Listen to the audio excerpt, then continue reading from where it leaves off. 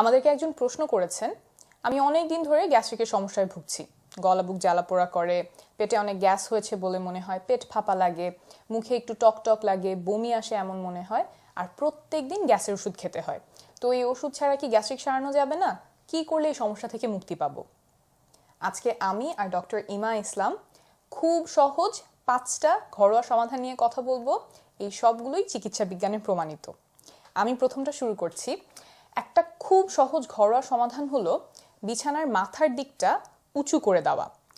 এই সমাধানটা শোনার পর অনেকে যেটা করেন সেটা হলো একটার জায়গায় 2টা বালিশ দিয়ে মাথাটা উঁচু করেন। এটাতে গ্যাস্ট্রিকের সমস্যার সমাধান হয় না, বরং আরও বেড়ে যায় অনেকের ক্ষেত্রে। কেন বেড়ে যায় সেটা বুঝিয়ে বলি। যখন আপনি বালিশ দিয়ে মাথা উঁচু করেন, শরীরটা সমানভাবে উঁচু না হয়ে কিছুটা এরকম করে মাথার দিকটা হঠাৎ করে উঁচু হয়ে যায়, ফলে পেটের এখানে চাপ পড়ে বেশি। তখন দেখা যায় যে গ্যাস্ট্রিকের সমস্যাটা বেড়ে যাচ্ছে। এখানে একটা খুব মজার সমাধান আছে। কিছু ম্যাট্রেস পাওয়া যায় বা তোষক পাওয়া যায় যেগুলো এই গ্যাস্ট্রিকের সমস্যার সমাধানে সাহায্য করে।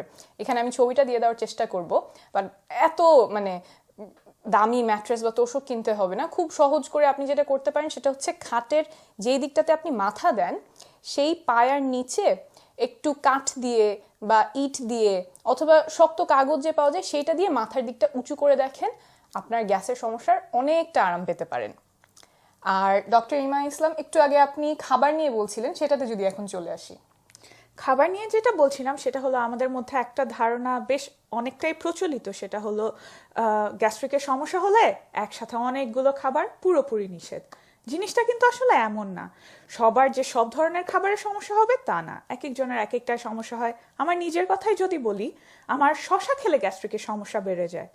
তো আমরা তো শুনে থাকি যে আচ্ছা, চা কফি ভাজা পোড়া ঝাল মশলা একেবারে বন্ধ করে দিতে হবে। ওই পরামর্শটাতে কিন্তু আমার খুব একটা লাভ হবে না। আমার চা কফি খেলে কোনো সমস্যা হয় না, তো আমি সেটা খাই।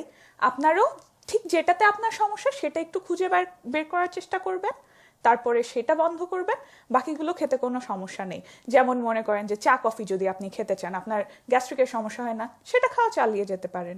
দুধ চিনি ছাড়া মনে করেন খেলেন। তবে ভাজা পোড়া তো সব ক্ষেত্রেই বাদ দেওয়া ভালো, তাই ওইটা একটু কমিয়ে খেলেই ভালো হয়। 3 নাম্বার পরামর্শ হলো খাওয়া শেষ করে একদম সাথে সাথেই ঘুমাতে চলে যাবেন না। খাওয়া আর ঘুমের মাঝখানে অন্তত 3 থেকে 4 ঘন্টা সময় রাখবেন। অনেকে মনে করেন যে আমি তো 8:30টার মধ্যেই খাওয়া শেষ করেছি, অনেক আগে খাওয়া শেষ করেছি, কিন্তু তারপর যদি আপনি 9টা-10টার মধ্যে ঘুমিয়ে যান তাহলে কিন্তু গ্যাসের সমস্যা হতে পারে। তাই চেষ্টা করবেন আপনার ঘুমানোর 3 থেকে 4 ঘন্টা আগে রাতের খাওয়াটা শেষ করে ফেলতে। এখানে আমি আরেকটা জিনিস বলি, সেটা হলো আমাদের অনেকের একটা টেন্ডেন্সি থাকে যে আমরা একেবারে অনেক বেশি খেয়ে ফেলি। এই কাজটা কিন্তু করা যাবে না। এটা করলে কি হবে, পেট অনেক ভরে গিয়ে পেটে চাপ পড়বে। তাই অল্প অল্প করে খাবেন, প্রয়োজনে বারবার খাবেন, কিন্তু অল্প অল্প করে, একেবারে বেশি খেয়ে ফেলবেন না। আর শেষ পরামর্শটা হচ্ছে ওজন নিয়ে। ওজন যদি বেশি হয় তাহলে গ্যাসের সমস্যা বেশি হতে পারে। অনেকগুলো কারণেই তো আমাদের ওজনটা কমানো প্রয়োজন। তাই আপনার যদি মনে হয় গ্যাসের অনেক সমস্যা হচ্ছে আর যদি দেখেন আসলে ওজনটা বেশি, তাহলে একটু সিরিয়াসলি চেষ্টা করে ওজনটা কমিয়ে ফেলার চেষ্টা করবেন।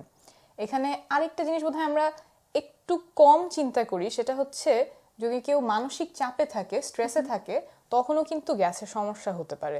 তো আপনি হয়তো এটাও একটু খেয়াল করতে পারেন যে আপনার কি অনেক মানসিক চাপের মধ্যে আছেন কিনা এবং সেটা কিভাবে কমাতে পারেন, তাহলেও হয়তো গ্যাসের সমস্যা থেকে